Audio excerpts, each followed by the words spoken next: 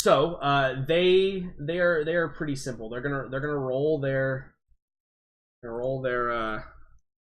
Actually, you know what? Here's what I should do. I should just split the damage. I'll just split the damage off their one attack. That's what I'll do. Seems the most useful. So their maces come swinging down. Wow. Yeah, you're definitely doing well, Farron, being in command of these bear riders. They're not taking much. Unfortunately, a 13 is enough to hit a bear rider because bears don't have a whole lot of armor and they're pretty easy to hit. So you're gonna take some damage here. It's like, where's my phone? Oh, it's in my pocket.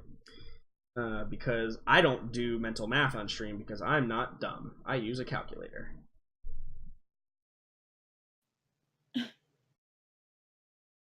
Thank you, Megan. I appreciate that.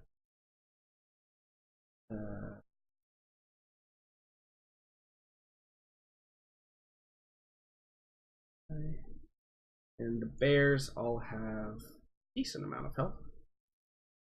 So there are some bear riders that fall, but not many. And as far as the knights are concerned,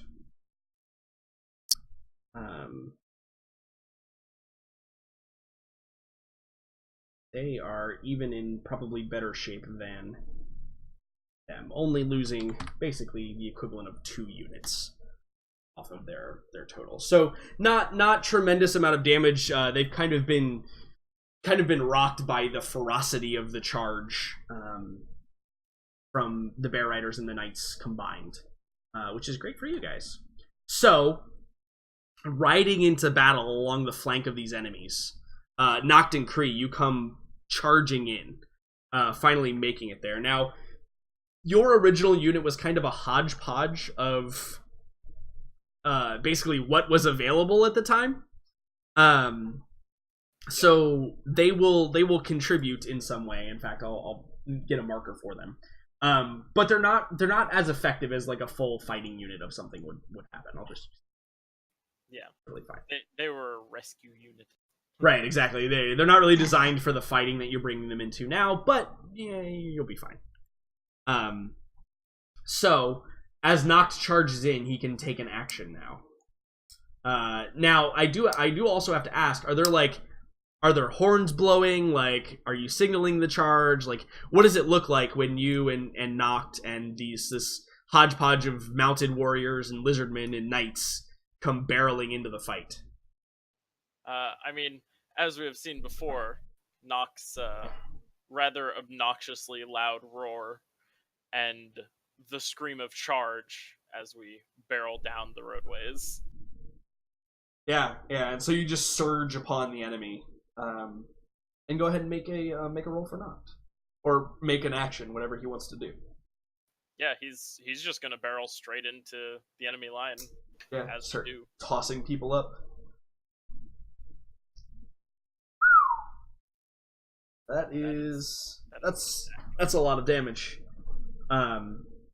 So yeah, I think that it's like a cannonball has struck the flanking lines of these Norsemen. We see like a couple of them being tossed, like ragdolling through the air. We hear cheers from like the veterans and Morella as you're charging in, dealing a significant amount of damage to these particular foes. Awesome. Does he have anything else that he'd like to do besides just damage them? No, because it's one enemy, so yeah. Okay. He just likes to barrel. Yeah. So the knights are going to get their turn along with Bayhill. So the knights getting their 2 attacks are going to be split up again, 1 on each.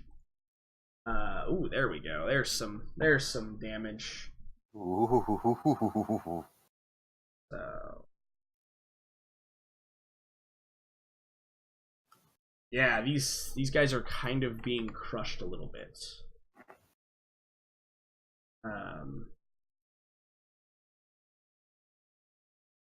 Cool.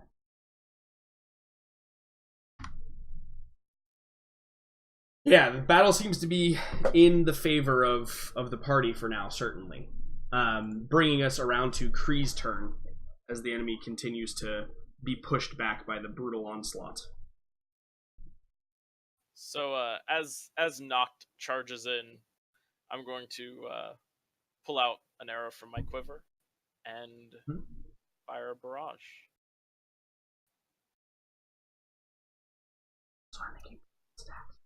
Into the enemy lines.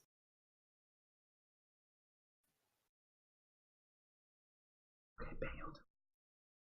Oh god, that's not good. Okay. Yeah, so they're gonna make a dex roll. That's a lot of damage. Yeah, he did a lot of damage. Oh, wow, they succeed the dex roll. But they're still gonna take significant injuries and multiple deaths from that.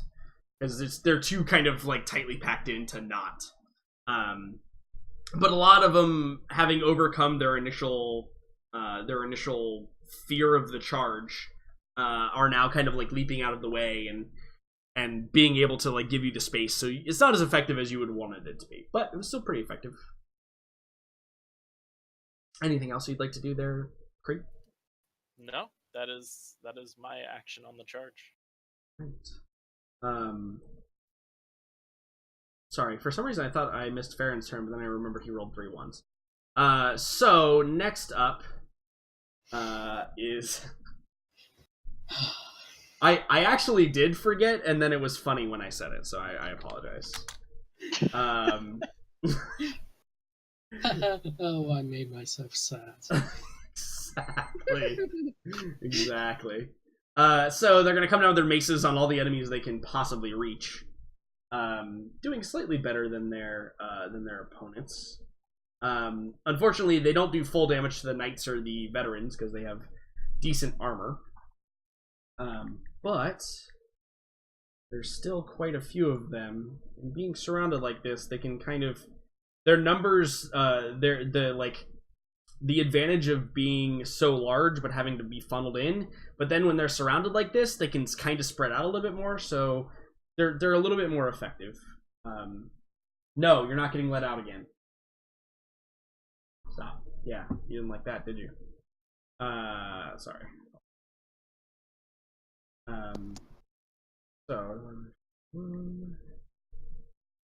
So it begins to take its toll on some of the warriors here.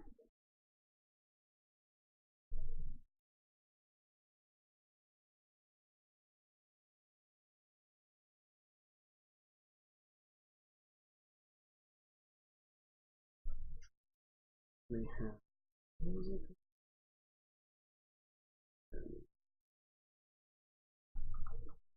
Cool. More veterans fall, but not many. And here.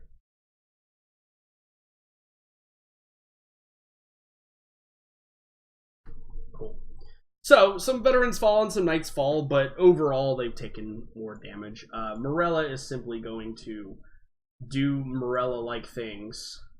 Oh, hello. Hi. Hi. Good morning. I was hoping that you noticed that I got in here. I did not. No, I was busy doing calculations. Mm-hmm. Hello, welcome. Glad you could be here. Hi. No, sorry. No, it happens. Sleep. That's a thing. It's your turn. You're seemingly winning. The veterans have taken minimal losses. The enemy is probably just over half strength. So you've reduced their numbers by quite a bit. Okay. Yeah, I'm just gonna do Morella things. So. Attack things. Yep. So, here we go.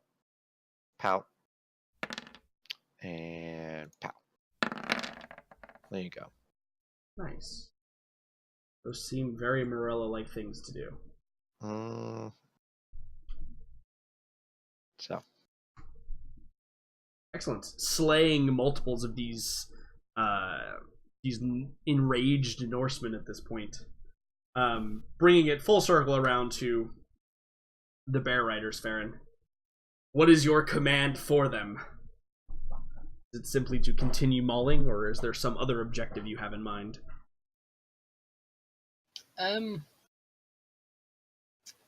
Yeah, I think I'd like them to kind of try to split up a bit and hit them from the back a bit more. Okay. So do you want to try and tactically maneuver them around so they get a better attack here? Yeah, I Okay. think I do. What do you think they would use to do that? Would they use their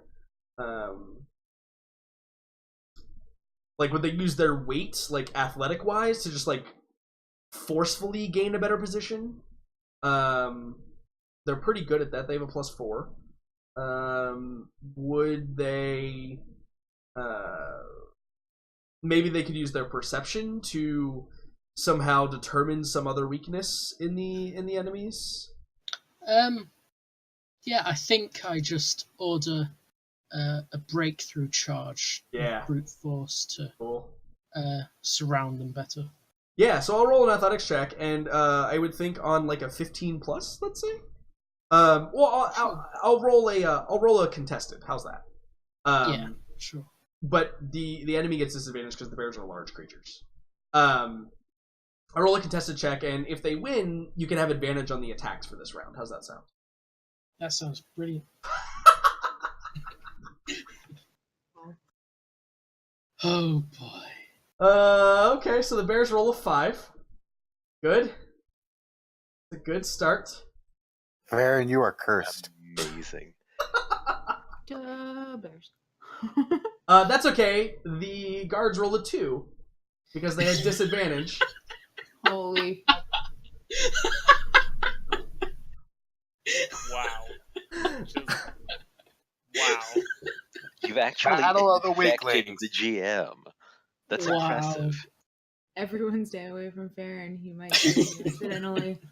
Who's got remove curse again? I'm not sure which one of the party actually has that I ability. actually do. Okay, good. Yeah, Farron may require attention shortly. Yeah, so I think probably what this looks like, Farron, is you give the command, you try to coordinate the order, and it's so chaotic that everybody's just confused. You guys are spread out because you're in these small streets and alleyways. You're not really fighting on the front lines. So everybody gets confused, and as you're still trying to coordinate, the enemy is in even more disarray here. And you just accidentally end up in a better position for your attacks. Much like Farron's life. Yeah, that seems to be a good... Farron will go down in legend as the blundering general. It's true. But I like to think it's more like the drunken kung fu warriors. Yeah, That it's just so yeah, that sounds erratic. right. what's that Jackie Chan works. movie?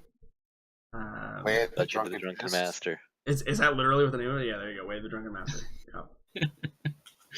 Amazing. Okay, but they do get advantage because that was the deal. Even though they rolled 2 natural ones.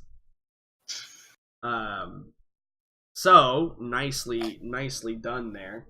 They're going to deal a hefty amount of damage, and they might send them into morale range. Let's see here.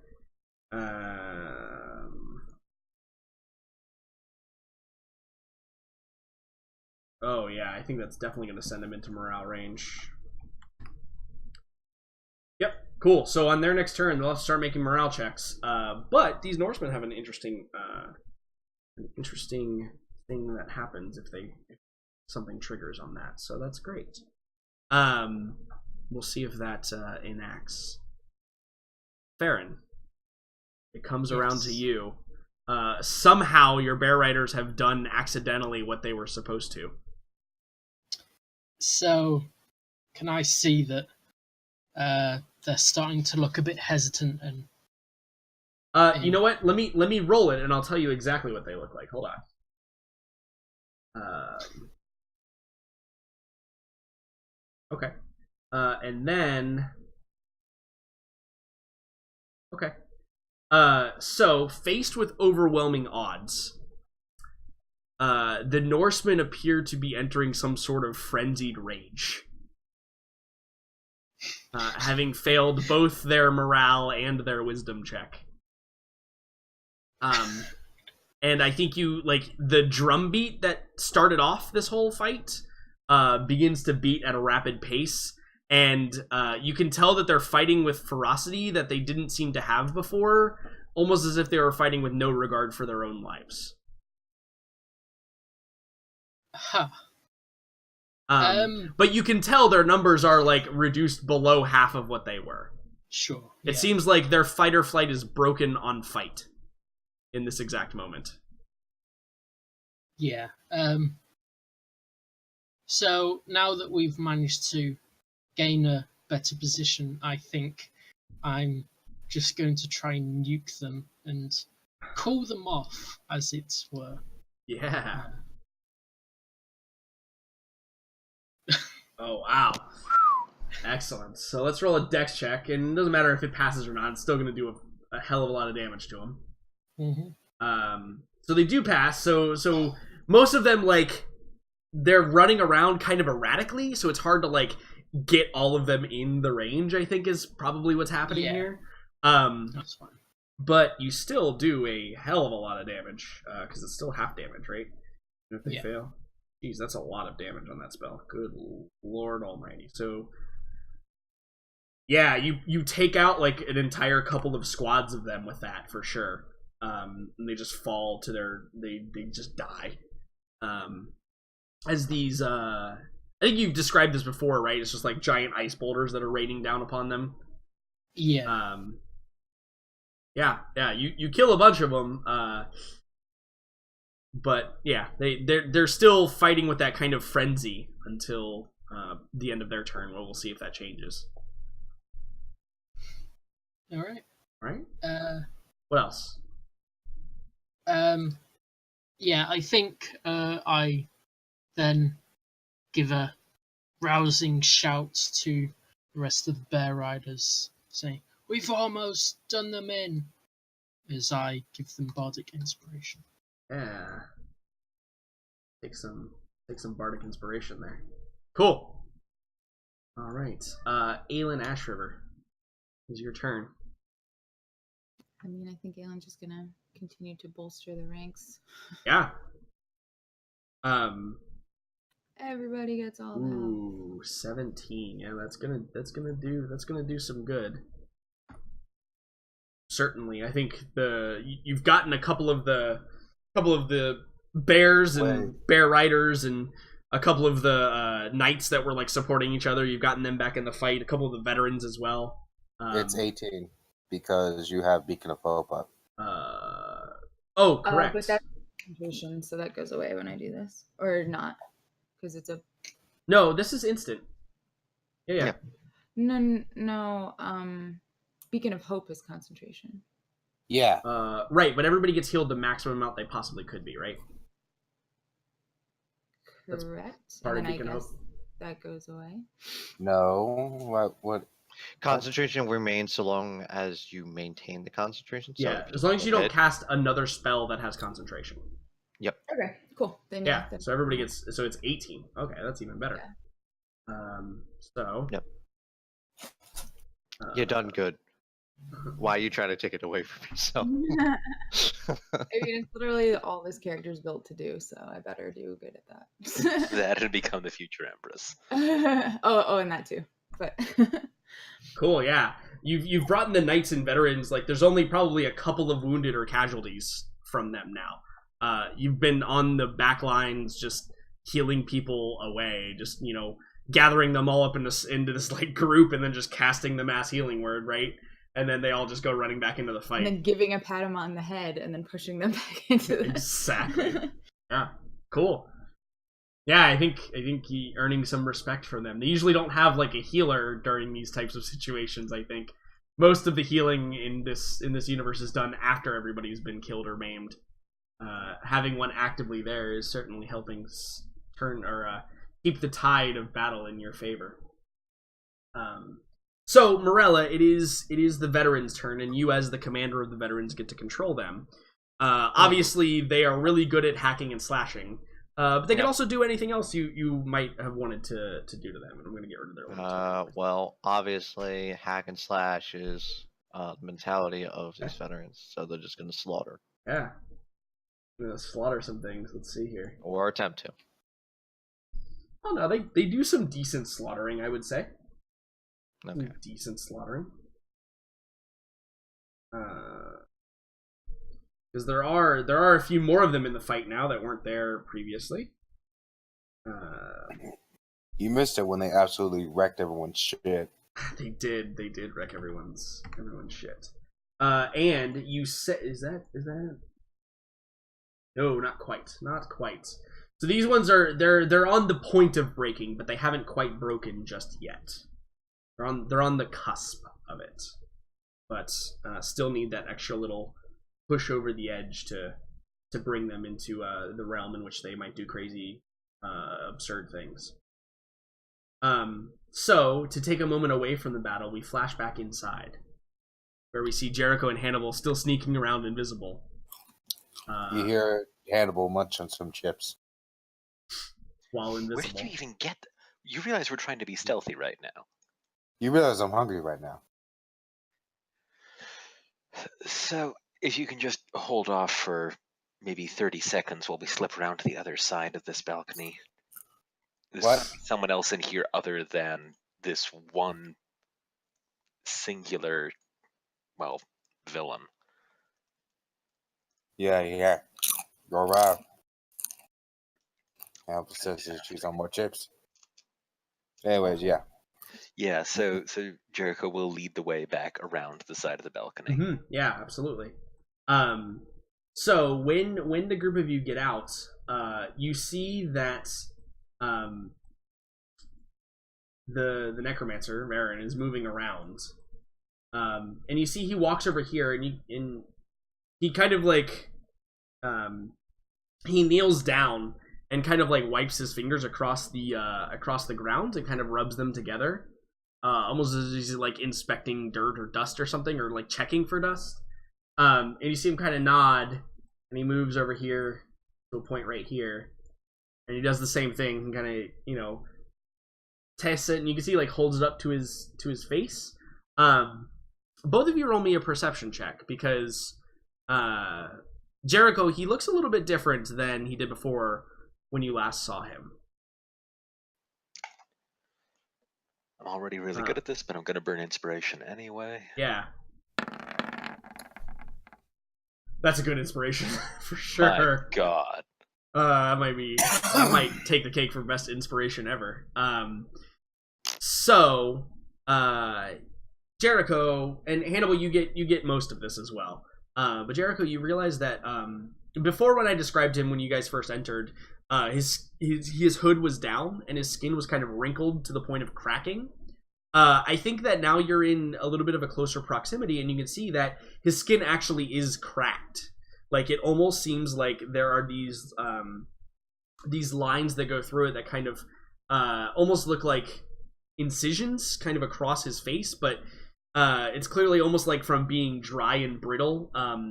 His face kind of looks like the rugged, arid, like former riverbed, right? Like if a dried riverbed feel, where it's kind of like jagged cracks between patches of skin. And you can also tell he's very, very pale. And you can see his eyes, they kind of have that little bit of flame behind them, like actual flame, right? Like they're not just for show. I'm not just saying that his eyes are bright and shining. There's like a little bit of this bluish flame kind of flickering around his eyes. And you can see that he's walking with what seems to be like a limp as well. Looks like not like injured, but kind of just like an old man kind of walk as he's maneuvering around. And once he's done with that and he turns around, I think that as he turns his back, Jericho, this is the like one thing that you get for being much higher than Hannibal.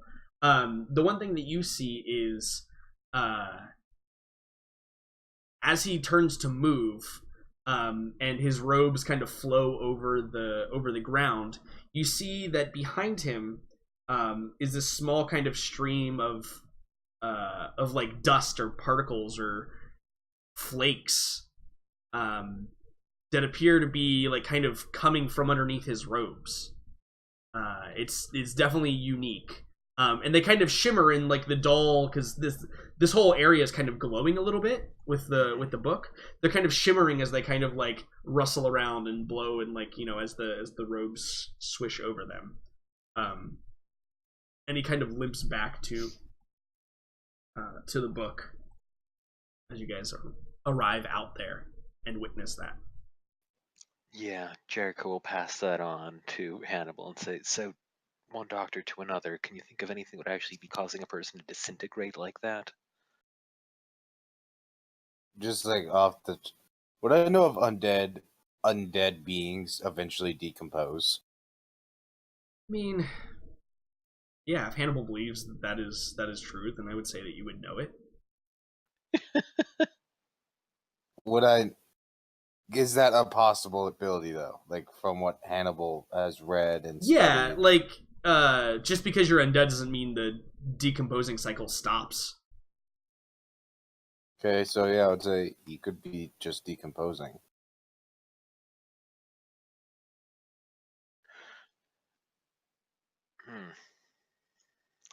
I suppose that probably fits further with our theory that there's some kind of mass sacrifice going on here. If he's undead, probably doesn't have anything to worry about. This could also be a means of rejuvenation. True. All right. It still doesn't look like he's finished with what he's doing, though, right? He's just continuing to inspect and prepare something. Yep. Yeah. Just continuing on. So we can continue moving on and murder him in a little while. Mm-hmm. All right, let's go. Yeah. So you continue moving around the balcony as quietly as possible, but you're also invisible, so you're pretty hidden from conventional means of detection. I don't like how I said that. I mean, we could still set off alarm spells. Yeah. So you can see that there is a door right here, similar to the position of the last one, where you could kind of slip by and get through it. Oh, keep doing that on the wrong way. Right here. I can. This is so weird. Yeah, you can see through. I think there's a little gap in the in the wall there. Yeah, okay. And because of the way the lighting works now, it reveals certain areas.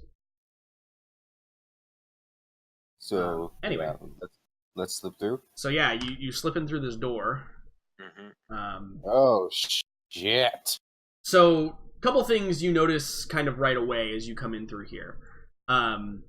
It's a room very similar to the one across the other side, but you can see that this window over here has been smashed inward, and you can see a bunch of leaves have kind of been blown in, and it appears like something broke in through this way at some point, and you can see like you can see outside, right, which is illuminated by the daylight. Are we at ground level? You are, yes. We totally should have just come in this way. Fuck yeah. All right, we found some place they decided to come in quickly. See if we can figure out whose room this is. Oh shit! Hold on, I see something. Hannibal, why don't you roll me a stealth check? Since you said, "Oh shit, I see something." Really? I have advantage, don't I? Yeah, you're invisible.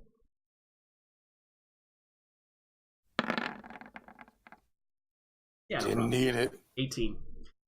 So you see this creature here, and I call it a creature because as it kind of turns and walks over here, you see its skeletal, bony hand kind of through the bottom of its robe, like its dark robes. Kind of just, in fact, I think what it's doing is it's kind of like, it's rubbing what looks like a shiny piece of metal between its bony fingers, and it's kind of giving off this eerie, like, squeaking sound as it's doing that. And the scratching of, not metal on metal, but like, the scratching of metal. And the creature kind of walks off this way, and after, like, if you guys stand still for a moment, you see it proceeds back, kind of this way as well. Looks like it may be like guarding the outside. Mm-hmm. Makes sense. It would guard the one thing that's open. Well, let's see if we can quietly find any indication of whose room this was, if it was someone's. Does it look like, besides the whole shitfest over here, does it look like this? I imagine it doesn't really look lived in, does it? No, it doesn't. This is very similar to the guest rooms on the other side of the building. It appears that there are quite a few of these in existence. As well, you can tell that like this door. In fact, it's probably open. Let me just get rid of it. Leads into another bathroom area. So again, it's somewhat mirrored. The difference being that like something smashed in through this wrong layer. Something smashed in through this door right here. Okay. On a side note, I like to very carefully go over to the bathroom while looking out for glass on the floor. Okay. Is that thing moving autonomously from you? No, I'm physically moving it. Because I can do two things at once. This is the most spooked I have ever heard, Jackson. Although, I did figure out that there is an API that would allow me to have patrols for units. That's why I asked, because I remember me and you specifically talking about that. Yeah. It would like allow automatic patrols for units over a certain area that I set, which is pretty fucking dope. Amazing. But no, I didn't set any of that. It's too much work. So as you enter into the bathroom, yeah, you can see that there is a bit of glass that's kind of been tracked in to this area, and I think that as well you see that there is probably like just like a little bit of blood on the ground, like almost as if somebody had like cut themselves and it kind of like cut their finger or something and it kind of bled out onto the ground a little bit before they were able to like wash it off with clean water. Okay. So I go back out, and then I go to Jericho and whisper to him, should we try to take it out? While Hannibal was doing that, Jericho would like to check out what looks like a desk over here and see if he can identify whose room this might have been from any of their documents. Yeah, absolutely. So I think that as you like pull open the desk, you see that paperwork that was in here, like scrolls and different items, that look like there is some semblance of order. In fact, there's probably like a little like cloth holder for like different scrolls in order. They've kind of been like scattered around in the drawer, like somebody was like kind of rifling through very quickly to get through them. As you begin to peruse them, a couple of things come to mind. This does look like a room that was actively being used, kind of in difference to the two on the other side. Mm-hmm. And I think that very quickly you realize it was probably the chronicler's room. Individual who basically wrote the history of whatever was happening in the Church of Ulrich at the time, or the Temple of Ulrich. Okay. And is there anything? Does anything appear to have been disturbed? Yeah. So besides the scrolls, which all appear to have like they all appear to have like an order, right? They're all like in a specific order, and they're kind of like rustled around, and you begin like searching through them. I want to make a check just to have you do a check. I would say that probably perception here. Perception is the most appropriate here to identify if there is something missing, basically. Nice. Yeah, 21 definitely will get you if there's something missing. So, the records obviously stop at a certain point, right? Like, it's clear that, when the takeover happened, that no one was chronicling anymore. Right. But 2 days prior to the stop of all the chronicles, there are 2 missing scrolls. Or, like, the events of that day. And I think that what you see is the drawers that are rifled through, it's probably like the one below it is rifled through for like just previous to that, and then that one is rifled through, and then all of the rest of the drawers appeared not to be rifled through anymore. For like later and later chronicles.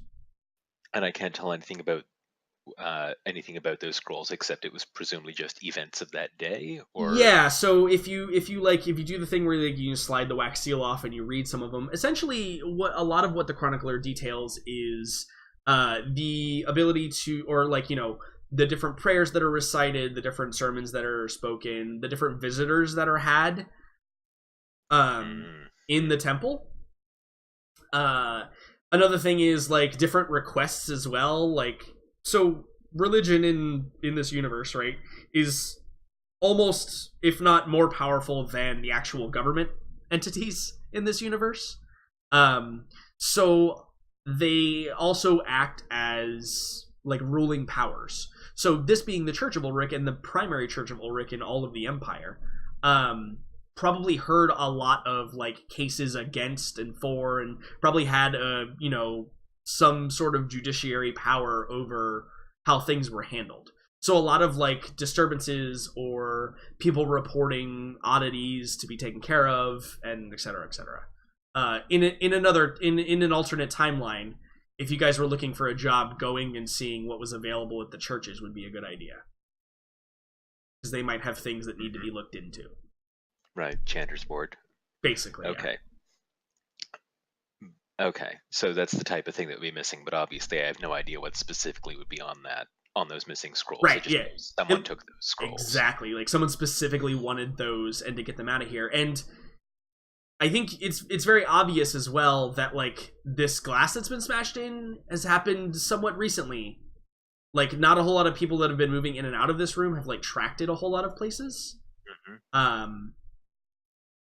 So yeah, I mean, you could put two and two together yourself, but whoever smashed in through this door probably wanted to get these. That is kind of a reasonable assumption to make. And that was a high priority thing, because this is how they decided to enter the temple.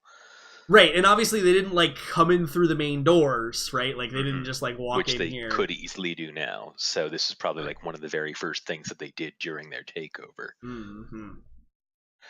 Okay, that's great. I think Jericho will try to indicate to him. Well, I guess we can only whisper because we can't see each other. So Jericho will just whisper to Hannibal, "No point in giving away their presence right now. There's no need for that. Let's just head back."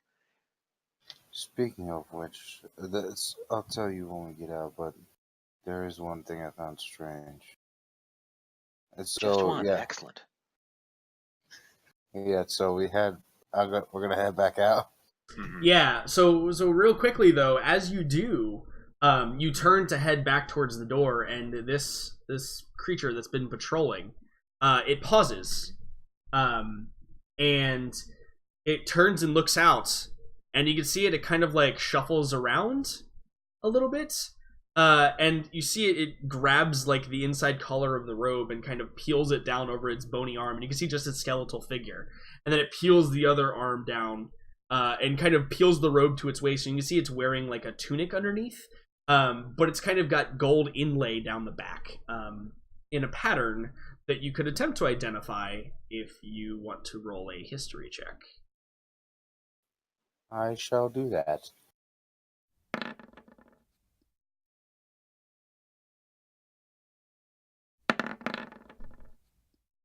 Motherfucker. Yeah, I don't think an 11's high enough. You're not sure what the symbol is, but it appears to be... I'm going to describe this.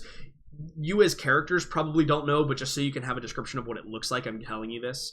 It looks like a Chinese dragon that's kind of wrapped around the outside of a ring, a circle ring, and you can see that coming out of the circle ring are these would look like sword blades that come out of the ring that are impaled upon this Chinese dragon that's wrapped around. And then in the center is kind of a black dot that is essentially a void, right? And you're not really sure what that means. You just see this, for you as characters, you see a giant, crazy worm-looking thing with scales that's impaled by a bunch of these little sword blades sticking out of this round circle and this black dot in the middle. Okay, so it's Legend of the Five Rings. All right. Sure, I feel yeah. confident saying that's not from anywhere around here. That is definitely true. I think that even with the 9, you can say that doesn't ring any bells literally in my head ever. That looks weird. And as it peels it down, you see it takes out this this club-like object. In fact, it looks like it has the club looks like it has like a handle on it. We would identify them as humans as it's a tonfa, obviously. Okay. And it kind of holds it out in the direction, like just kind of beyond your vision range. And then suddenly leaps with a quickness that you were not expecting in that direction. And I think you maybe like as it runs off, quote unquote, off screen, you hear the sounds of battle being engaged just outside. Which direction? Sorry. Where the creature went to. Okay, so just away from the building. Yeah. It seems like it engaged something in that direction. Well, is that where the Arby's come from? No, they're coming from the south. It's from the south, right? Well, that's a little more aggressive than the last guard we met. Also, who is it going to fight? May as well find out. Yep. Yeah, Jericho will creep towards the window. Okay, yeah. So as you creep towards the window, I think you see that this creature has engaged with a. It looks like a knight who's been separated from like the main battle, right? And kind of like been trying to sneak around. And let me put him on the token layer.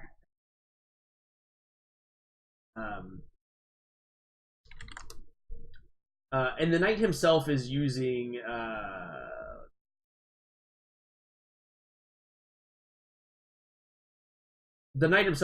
probably like a long sword in one hand and a shield.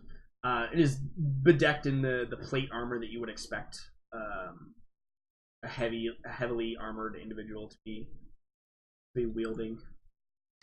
Well, someone's gonna die.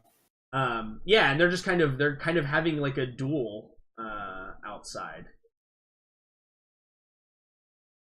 Correct. There we go. That worked. He's a little dirty, but that's okay. Part of the team now. Okay. Real quick. Yeah. If I cast subtle spell with subtle spell, would it be heard? No, so subtle spell specifically takes away verbal and somatic. So you still have to have material, so basically you just have to touch your focus. But yeah, no, it would not be heard at all. But doesn't taking an action break invisibility, this invisibility, Jericho? Or is that not Yeah, it does. Sorry, forgot. Yeah. I won't do that. The greater invisibility you can cast stuff in, but this one, if you take an action, it breaks it, right? Yeah. Yeah, and they appear to be engaged in a duel, basically. I think that you can see relatively easily that there's no real clear person that has an upper hand here. Okay. You know, they're clanging and clashing back and forth. But I think that I do want to jump back outside real quick as well. But I think that's the scene that we see as you guys are there, ready to make your next decision. But I will let you know that like those two are very preoccupied if you wanted to like slip out. If that is a possibility you wanted to approach. So. Go. But I think at that, it's probably a great place to take our break. Fair. Okay. And we will return to the raging battle outside and see what happens. So, let's be back at 15 after. Good to everybody? Okay. John, go. Be right back. We will see everybody in just a few minutes. Okay, guys, we're gonna take a quick break. Stay tuned. Be right back.